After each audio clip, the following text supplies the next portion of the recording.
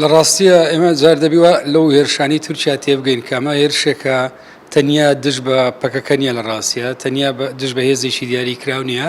هێرشێکە لە ڕاستیە بەشێکە لە عەقڵەتی شۆڤینیزمی نەتەوەیی و هەروەها مەسەبی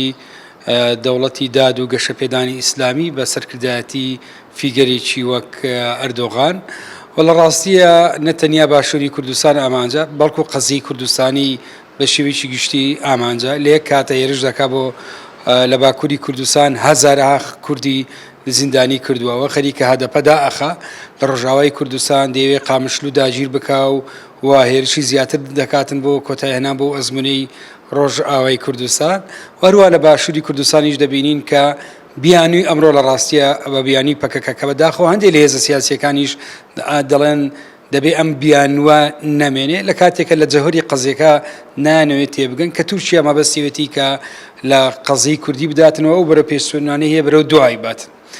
بۆیە لە بەرامبەر ئەوەی ئەم بارودۆخەوە کۆی جەنابە دوتت بە تێگەیشتنی من پێویستە کە کاتێت و وەکو نەتەوەیەک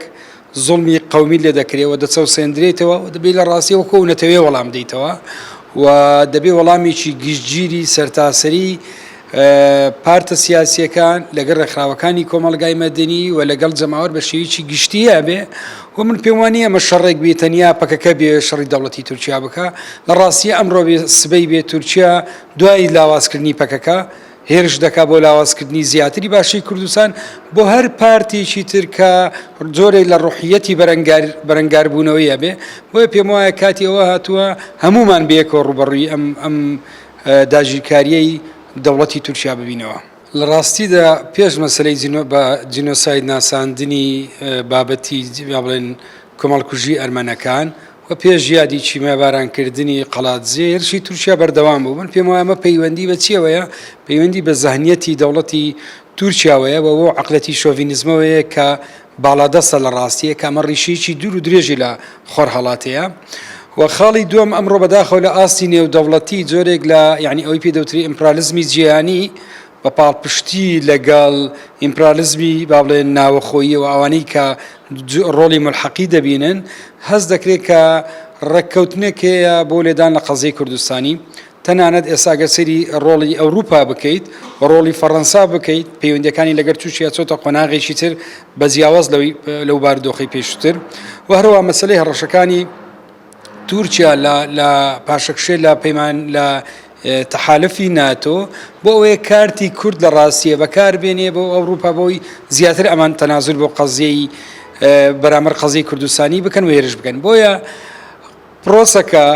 هەموو دەوڵەتانی شۆڤینیزمی ناوچەکە لە تورکیا و لە ئێران و لە عێراق و لە ڕاستیە و لە سووریا ئێمە دەبین باماشەوە لە سووریا ئێستا هێرش بۆ سەر قامشت و بەردەوامە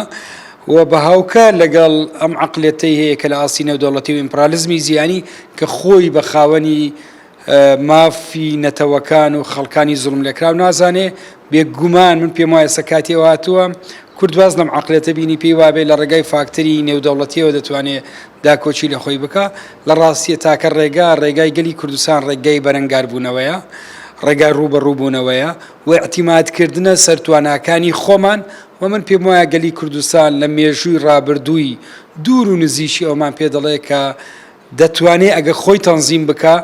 چ ڕوبەڕووی زوڵمی نەتەوەی بێتەوە و هەروەها مافە چینایەتیەکانی خەڵکی کوردستانیش دژ بە دەسەڵاتدارانی چەوسێنەر بەدەست بهێنێ